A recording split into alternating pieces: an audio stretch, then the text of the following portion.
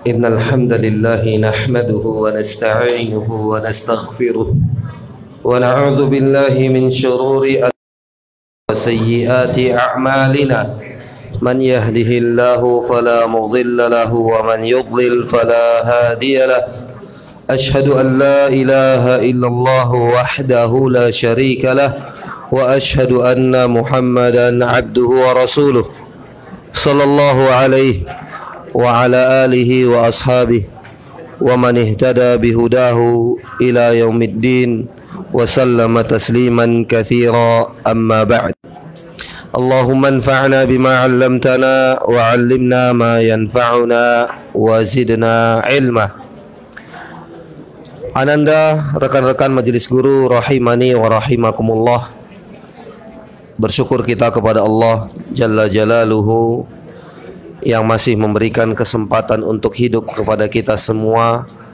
Dengan demikian berarti peluang untuk bertaubat kepada Allah Subhanahu wa taala masih ada. Tentunya bertobat dari segala dosa-dosa yang kita lakukan, baik yang besar maupun yang kecil. Semoga Allah Jalla wa Ala berkenan untuk menerima taubat kita tersebut.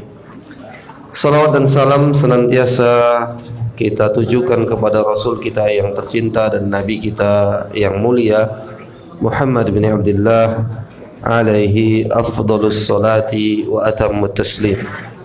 Dengan taufik dan pertolongan Allah Jalla Jalaluh, pada kesempatan yang mulia ini kita lanjutkan pelajaran kita membaca kitab Al-Irsyad ila Sahihil I'tiqad Warrad ala ahli syirki wal ilhad, karya Syekh Saleh Ibn Fauzan Al-Fauzan hafizahullah ta'ala.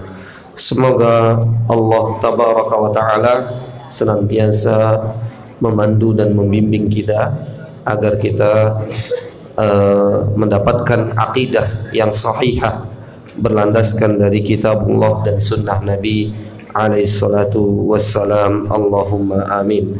Pada kesempatan yang mulia ini kita lanjutkan pembicaraan tentang keutamaan daripada akidah sahihah, keutamaan memiliki akidah sahihah, dan ini poin yang terakhir yang disebutkan oleh penulis hafizahullah pada pembahasan al-aqidatu al-islamiyah. Naam. Penulis hafizahullah mengatakan wal aqidatul fasidatu al mukhrijatu minal millati tuhdirud dama wa tubihu al mal alladhi yamlikuhu sahibuhu tilkal aqidah, alladhi yamlikuhu sahibu tilkal aqidah. Qala ta'ala wa qatiluhum hatta la takuna fitnatun wa yakuna ad-dinu kulluhu lillah. Wa qala ta'ala fa idza salakha al-ashhurul hurumi faqtulu al-musyrikin haitsu wajadtumuhum wa khudhuhum wahsuruhum waq'udu lahum kulla marsad fa in tabu wa aqamus salata wa atawuz zakah fa khallu sabilahum innallaha ghafurur rahim. Beliau hafizahullah mengatakan pada poin selanjutnya tentang keutamaan memiliki akidah yang sahihah, bahwa akidah yang rusak, melenceng alias tidak benar, yang dapat mengeluarkan seseorang daripada lingkaran Islam, itu dapat membuat darahnya halal untuk ditumpahkan dan hartanya boleh untuk diambil. Maksudnya orang-orang musyrikin ketika mereka tidak memiliki akidah yang benar, mereka menjadi orang musyrik, maka di dalam konsep jihad memerangi orang-orang musyrik dan boleh untuk mengambil harta mereka yang mereka miliki. Karena Allah Subhanahu wa taala mengatakan dalam ayat yang kita bacakan tadi, yang artinya perangilah mereka, waqatiluhum, perangilah mereka, yaitu orang-orang musyrikin, sampai tidak ada fitnah dari mereka, sampai mereka tidak merusak akidah agama yang benar ini, sampai kesyirikan tidak ada. Wa yakunu ad-dinu lillah, wa yakunu ad-dinu kulluhu lillah, dan sampai agama semuanya hanya milik Allah Subhanahu wa taala. Maksudnya di sini, ketika berjihad memerangi kaum musyrikin, maka dengan kesyirikan yang melekat pada kaum musyrikin tersebut menjadikan darah mereka halal untuk ditumpahkan dalam konsep jihad tentunya, dan juga harta mereka boleh untuk diambil.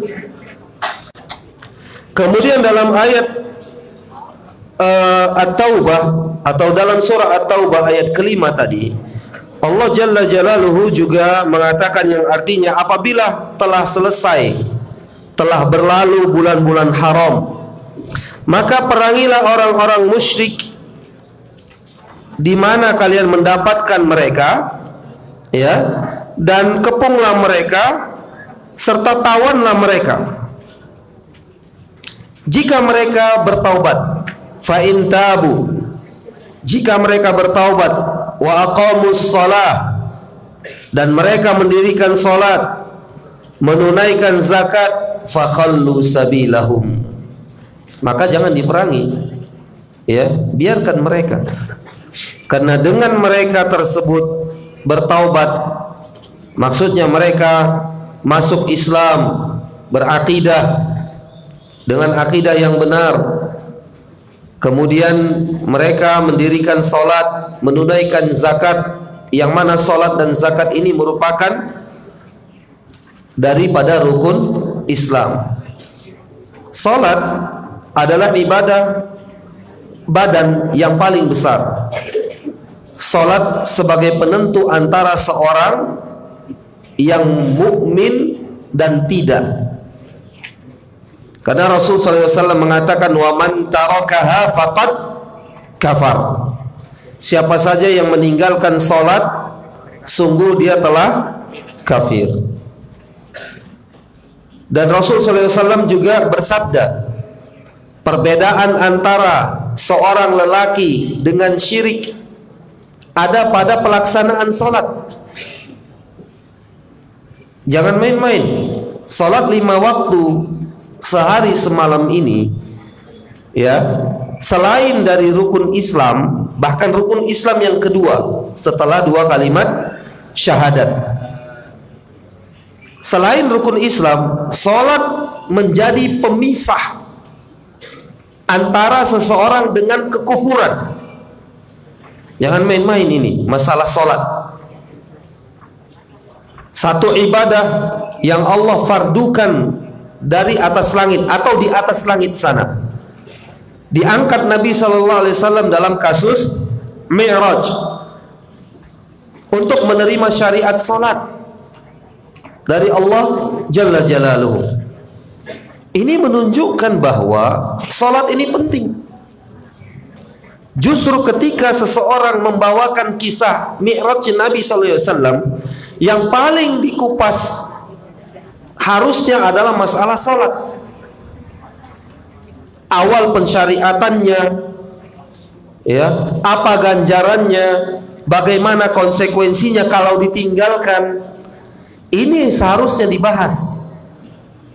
Bagaimana salat yang berkualitas sehingga terrealisasi firman Allah Azza wa Jalla yang berbunyi, inna salata tanha 'anil fahsya'i wal munkar.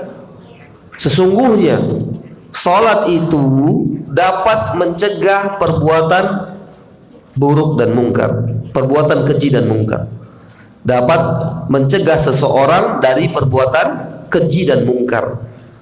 Tapi faktanya banyak orang-orang yang salat tapi masih korupsi, menipu, curang, berkhianat, iya kan? Padahal mereka mengerjakan salat. Kembali kita katakan ananda semua bahwa syariat salat ini difardukan oleh Allah tabaraka wa taala di atas langit.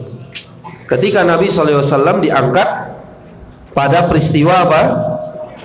Mi'raj ke atas langit, diterima syariat salat. Nabi SAW menjelaskan kepada umat ini, perbedaan anda dengan orang kafir, dengan orang musyrik ada pada salat. Salat 5 waktu yang tidak bisa ditinggalkan selama akal dan kesadaran masih ada. Rasul SAW bersabda kepada Husain ibn Mihsan radhiyallahu taala anhu, "Shalli qa'iman." Salatlah engkau dalam keadaan berdiri. Nah, ini yang paling asas. Sekarang Ustaz tanya, berdiri tegak dalam salat merupakan wajib salat, rukun salat, atau sunnah salat, atau syarat salat? Siapa yang bisa menjawab? Angkat tangannya.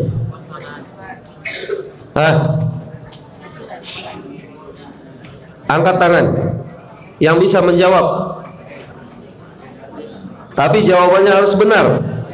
Sekali lagi pertanyaannya, berdiri tegak dalam salat merupakan rukun salat, wajib salat, syarat salat, atau sunnah salat?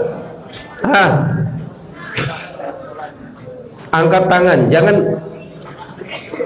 kan ini laki-laki semua ya. Nah, anta berdiri.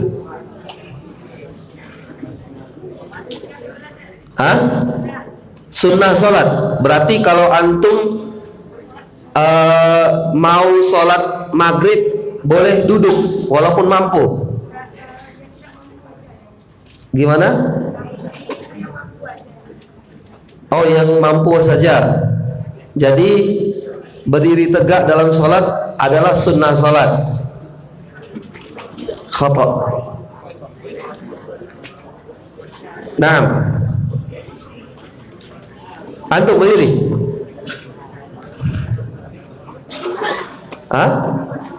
Rukun salat. Salah. Oh, ini tebak-tebak ya. Oh, dia udah salah. Dah, tutup, cukup sampai di situ. Dengarkan baik-baik. Catat.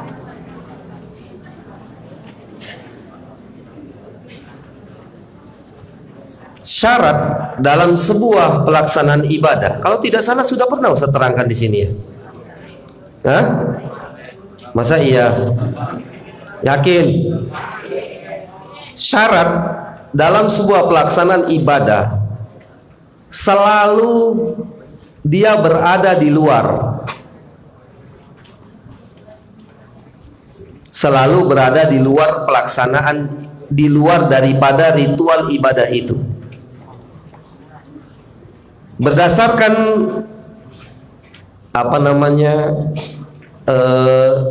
kaedah singkat inilah antum ukur berdiri tegak bagi yang mampu ya, di dalam pelaksanaan ibadah atau di luar. Tadi yang ini jawab apa tadi? Rukun sholat ya? Bener. Antum tadi jawab apa? Afwan. Rukun sholat. Baik. Iya. Tadi Ustaz bilang salah atau benar? Iya. Masya Allah. Kita ralat berdasarkan kaidah ini. Ya. Kembali Ustaz katakan bahwa syarat dia tidak berada di dalam pelaksanaan ibadah melainkan di luarnya. Ya. Berarti menutup aurat di dalam sholat berada di luar pelaksanaan sholat atau di dalam sholat? Di luar. Dengan demikian berarti menutup aurat adalah syarat sholat. rukun di dalam sebuah ibadah, kita katakan dalam sholat, tanpa rukun sholat tidak akan disebut dengan sholat yang syar'iyah dan diterima.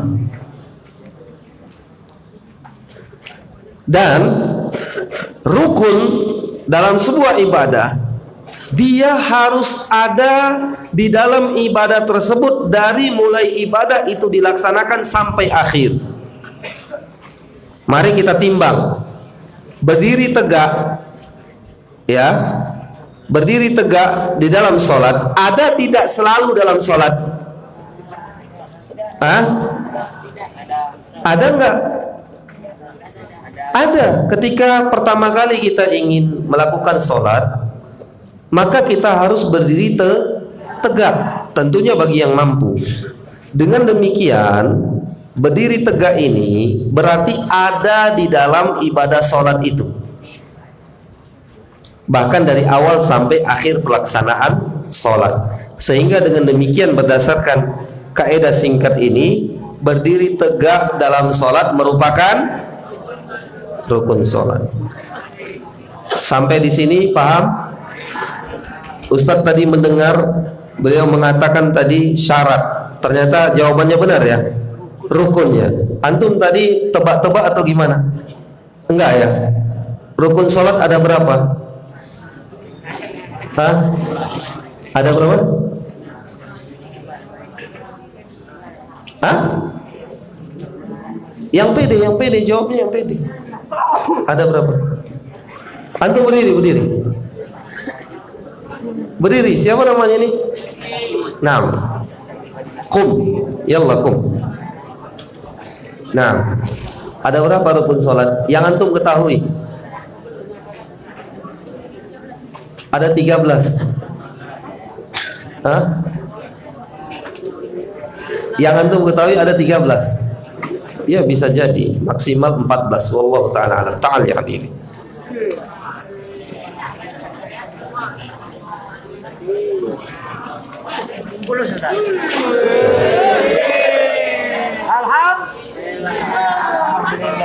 Ya syabab,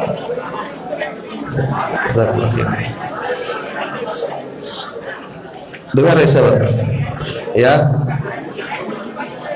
rukun sholat, wajib sholat, sunnah sholat, ini adalah fikih dasar dalam ibadah sholat. Nah, antum harus pelajari dan kuasai ini. Karena tadi kita berbicara bahwa ketika orang musyrik itu sudah berakidah benar, kemudian mereka mendirikan sholat, mengerjakan zakat, baru Allah Subhanahu wa ta'ala katakan fakhallu sabilahum, biarkan mereka. Dengan demikian mereka menjadi muslim dan mukmin. Ingat, ketika pertama kali Mu'adz bin Jabal radhiyallahu ta'ala anhu diutus oleh Rasul sallallahu alaihi wasallam ke negeri Yaman, Rasul sallallahu alaihi wasallam berpesan kepada Mu'adz bin Jabal, ya Mu'adz, sampaikanlah di awal dakwahmu ini tentang la ilaha illallah Muhammadun Rasulullah, fa inhum ata'uka lidzalik fa'allimhum anna Allah aftarada alaihim 5 salawatin fi kulli yaumin wa lailah. Wahai Mu'adz, sampaikanlah pertama kali dalam dakwahmu ini la ilaha illallah.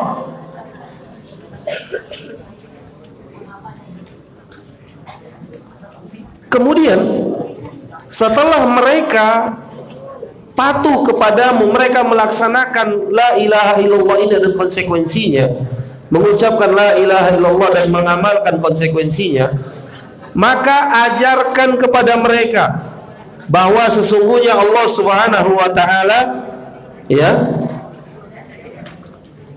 mewajibkan, memfardukan kepada mereka 5 sholat, yaitu sholat wajib 5 waktu sehari semalam. Jadi posisi sholat ini, kembali ingin Ustadz katakan, adalah sesuatu yang sangat penting dan urgen, tiang agama. Jangan main-main. Antum ketika berdiri sholat, lihat berdiri antum sudah betul-betul menghadap ke kiblat tidak?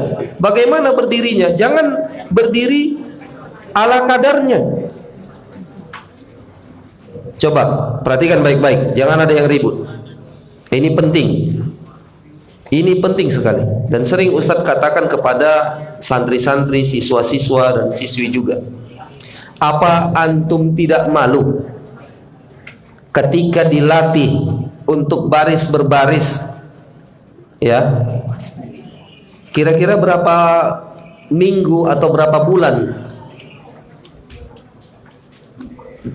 baris berbaris supaya bagus, memakan waktu berapa bulan? Kelas 3 mana? Kelas 3, kelas 9. Nah, berapa lama antum? Nah, antum yang angkat tangan, diri.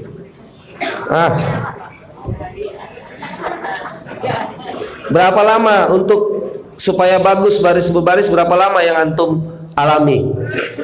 Sebulan. Cukup. Ada yang tahu pasukan pengibar bendera merah putih berapa lama mereka latihan baris berbaris? Setahun? Iya, mungkin paling lama anggaplah setahun. Antum dan kita semua, masa iya dari kelas 7 sampai kelas 9 berdiri baik-baik dalam sholat untuk menghadap Allah Subhanahu wa ta'ala, rajanya para raja, tidak lulus-lulus? Gimana sih? Ini yang ada yang error di kita ini. Masih semeraut, kakinya masih menghadap bersilang seperti ini atau seperti ini, tidak lurus menghadap kiblat. Badannya, wajahnya menghadap kiblat, kakinya tidak, berdiri semaunya. Yang badannya besar berdiri cuma 10 cm, yang membuat sebelahnya jatuh, ya kan, dalam sholat jamaah. Coba bayangkan, padahal imam mengatakan lurus dan rapatkan shaf, tapi kita nggak ngeh, ya. Apalagi mohon maaf, antum yang bersekolah di sekolah Islam, harusnya antumlah orang yang paling pertama untuk memperkenalkan sunnah Rasulullah SAW dalam sholat kepada masyarakat, kepada ayah bunda. Benar tidak? Berlatih. Jangan sampai 3 tahun selesai marhala mutawassithah, berdiri tegak untuk sholat saja tidak becus. Ya, jangan sampai seperti itu. Berdiri tegak menghadap kiblat, ya. Kemudian dalam cara berdiri, perhatikan baik-baik ananda semua. Nanti bisa antum langsung praktekkan. Antum kan setelah ini salat duha, ya? Iya kan? Langsung bisa praktek. Inilah ilmu yang bermanfaat. Langsung kita bisa praktekkan. Berdiri tegak, antum berdiri tegak menghadap kiblat, luruskan kakinya kedua-duanya dan buka maksimal selebar bahu antum. Ada yang bisa mempraktekkan di sini? Siapa yang bisa mempraktekkan di sini? Yang dekat lah antum, tangan. Ya, semuanya berdiri. Lihat, Ustadz ingin meminta kepada teman antum. Siapa? Enggak mau antum jadi beramal soleh. Ya, nanti pahala mereka ini untuk antum semua karena antum peragakan. Enggak mau, biar Ustadz aja. Masya Allah, tabarakallah. Ya, lihat, anggap di sana arah kiblat. Antum kalau tidak kelihatan silakan berdiri. Jangan malu-malu. Silakan berdiri. Nanti setelah itu duduk lagi. Dah, berdasarkan yang Ustadz katakan tadi, coba antum praktekkan. Coba buka jalan supaya yang di belakang abang-abang senior kayaknya mereka malu-malu. Ya. Daripada antum malu-maluin nanti, bagus malu sekarang. Iya enggak? Baik. Kayak mana tadi? Luruskan, buka maksimal selebar bahu antum. Dah. Baik. Antum tegak juga, berdiri di sampingnya. Lakukan hal yang sama. Lakukan hal yang sama. Ini juga sebelahnya. Tiga orang. Sebelahnya. Satu lagi. Lakukan hal yang sama. Dah. Perhatikan baik-baik. Yang di belakang kalau tidak kelihatan silahkan berdiri. Perhatikan baik-baik. Nah, coba semua bersedekap. Bersedekap ya, bersedekap. Nyaman nggak? Nyaman tidak? Nyaman. Coba kecilkan kakinya. Kecil. Antum besarkan yang di tengah. Lebar, lebih besar, lebih lebar daripada bahu antum. Atau antum kecil yang di tengah afwan. Di tengah kecil, ya, antum lebar. Kedua-duanya lebar melebihi lebar bahu. Dah, antum yang di tengah nyaman tidak? Enggak kan? Baik. Ini pelajaran penting bagi antum untuk sholat berjamaah. Dah. Kembali ke posisi normal. Normal, lebar buka selebar maksimal selebar bahu antum. Dan tasyahud, langsung ke tasyahud. Tasyahud akhir. Langsung ke tasyahud akhir.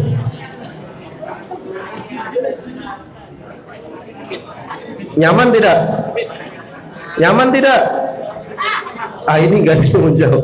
Nyaman tidak?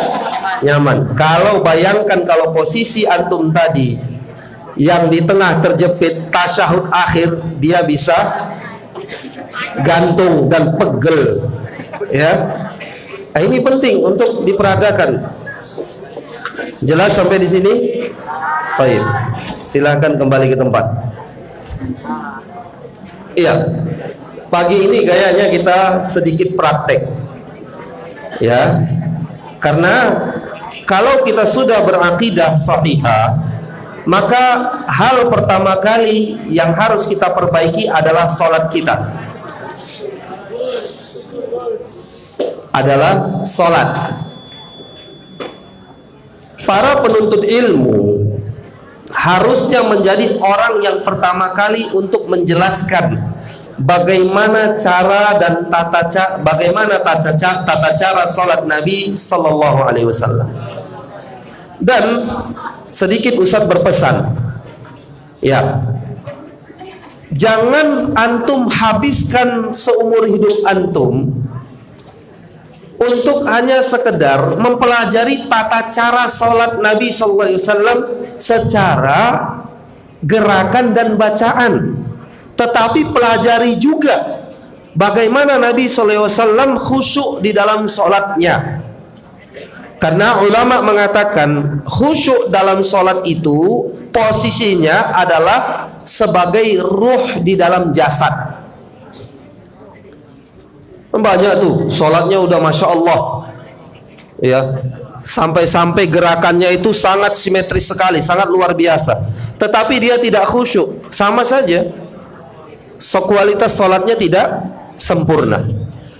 Yang ingin Ustadz katakan, tolong diimbangi antara semangat antum mempelajari gerakan dan bacaan sesuai dengan gerakan dan bacaan sholat Nabi Sallallahu Alaihi Wasallam, dan juga diimbangi dengan pengetahuan antum dan kita semua bagaimana Nabi Sallallahu Alaihi Wasallam khusyuk melakukan sholat.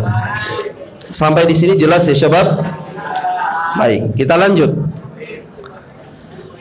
Kata penulis di sini, wa min thamma fal aqidatu salimatu laha atharun thayyibatun fil qulubi was suluki al ijtimai wan nizami al umrani.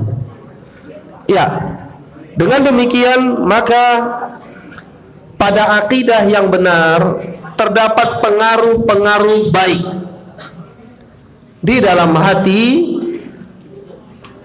dari sisi perangai orang yang memiliki akidah yang sahihah itu, dan juga ya, pengaruh akidah sahihah itu terasa di dalam kehidupan bermasyarakat dan kehidupan di dalam kehidupan sehari-hari. Ya, jadi akidah sahihah ini membantu untuk menjaga tatanan hidup di masyarakat. Wa qad jaa fariqan kullun minhuma bana masjidan fi ahdi Rasulillah sallallahu alaihi wasallam. Fariqun bana masjid biniyatin salihatin wa aqidatin salihatin lillahi azza wa jal, wa fariqun bana masjidahu lihadafin sayyi'in wa aqidatin fasidah, fa amara nabiyahu an yusalliya fil masjidil ladzi ussisa 'ala taqwa wa nahahu an yusalliya fil masjidil ladzi ussisa 'ala al-kufri wal maqasidis sayyi'ah. Di akhir pembahasan ini penulis hafizahullah mengatakan bahwa di masa Nabi sallallahu alaihi wasallam ada dua kelompok yang sama-sama membangun masjid. Namun satu kelompok membangun masjid berdasarkan akidah dan keyakinan yang sahihah, berdasarkan ketakwaan kepada Allah Subhanahu wa taala. Sedangkan kelompok yang lain mereka membangun masjid berdasarkan maksud yang buruk, sehingga Allah Subhanahu wa taala memerintahkan Nabi sallallahu alaihi wasallam untuk sholat hanya di masjid yang dibangun di atas maksud yang baik dan akidah yang benar. Dalam surah At-Taubah ayat 107 sampai 109 Allah tabaraka wa taala mengisahkan atau menyampaikan tentang perkara yang kita sampaikan tadi. Intinya bahwa akidah yang benar ya dapat menyelamatkan jiwa seseorang dan juga hartanya. Dan akidah yang rusak, kesyirikan, kekufuran ya dapat menghalalkan darah penganut kekufuran dan kesyirikan itu, dan juga membolehkan hartanya untuk diambil dalam konsep jihad fi sabilillah. Jelas ya syabab? Dengan demikian kita masuk kepada pembahasan yang baru ya, yaitu wujubu ma'rifatil aqidatil islamiyah. Wajibnya mengetahui akidah Islamiyah. Ini mengingatkan kita kepada pembahasan awal bahwa mempelajari akidah adalah sebuah kewajiban kepada setiap individu muslim dan muslimah, terkhusus poin-poin pokok ya yang ada pada pembahasan akidah, seperti pengetahuan seorang hamba tentang Rabbnya, yaitu Allah Subhanahu wa taala, kemudian pengetahuannya tentang nabinya sallallahu alaihi wasallam, dan pengetahuannya tentang agama Islam. Mari kita baca. Beliau rahimahullah mengatakan, i'lamu waffaqani Allahu wa iyyakum annahu yajibu ala kulli muslimin an yata'allamal aqidatal islamiyah. Ananda rahimani wa rahimakumullah, kembali Ustadz ingatkan, ketika kita membaca sebuah kitab yang ditulis oleh para ulama, di samping kita menikmati dan mengambil faedah dari masalah-masalah ilmiah yang diutarakan di dalam kitab tersebut, kita juga harus mengambil adab yang tampak dari penulis kitab tersebut. Kali ini kita mengambil adab penulis ketika beliau hafizahullah mengatakan, i'lamu waffaqani Allahu wa iyyakum. Ketahuilah olehmu, semoga Allah Subhanahu wa taala memberikan taufiknya kepadamu dan juga kepada kita semua. Syekh hafizahullah sebelum mengajak kita membaca materi di bawah ini ya, beliau terlebih dahulu mendoakan kita. Mendoakan. Ini sebuah adab yang dicontohkan oleh seorang ulama Rabbani. Makanya sering Ustaz sampaikan bahwa di samping kita membaca atau menikmati masalah-masalah ilmiah dari sebuah kitab, kita juga bisa menikmati, mendapatkan faedah dari sisi akhlak dan adab penulis. Salah satunya seperti yang baru saja kita dengarkan tadi.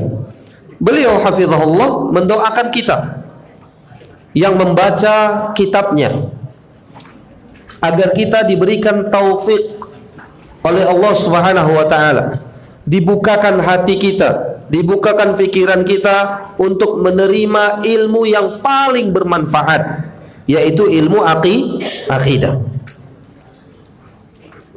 Ini yang seharusnya dipraktekkan dalam kehidupan sehari-hari di sekolah atau di pondok pesantren, atau bahkan di dalam kehidupan bermasyarakat. Ketika kita bertemu dengan teman kita, ringan ucapkan barakallahu fiik, iya kan? Semoga Allah memberikan keberkahan kepadamu, waffaqakallah, jazakallahu khairan. Ya, ini harusnya yang kita tampakkan dalam kehidupan kita sehari-hari. Ringan untuk mendoakan kawan, mendoakan sesama muslim. Ya.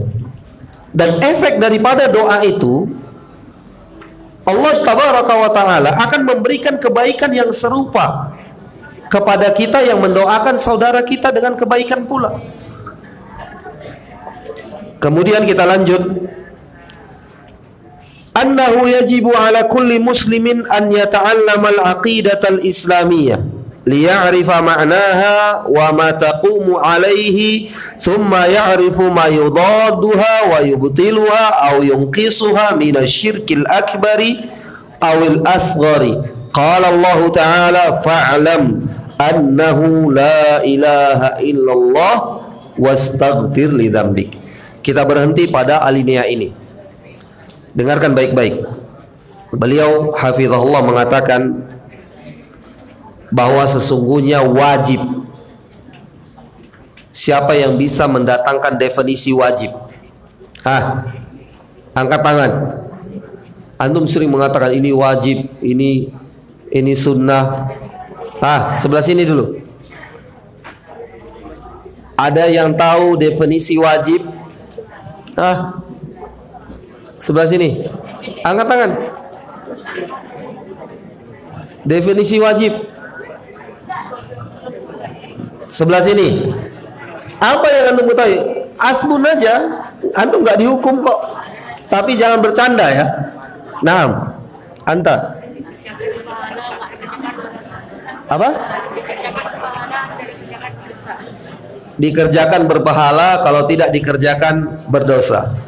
Ya bolehlah. Definisi yang singkat dari sebuah istilah atau sebuah kata yang namanya wajib. Yang tidak tahu dicatat. Ya, dicatat. Kalau dikerjakan tidak mendapatkan pahala dan ditinggalkan tidak mendapatkan dosa, apa namanya?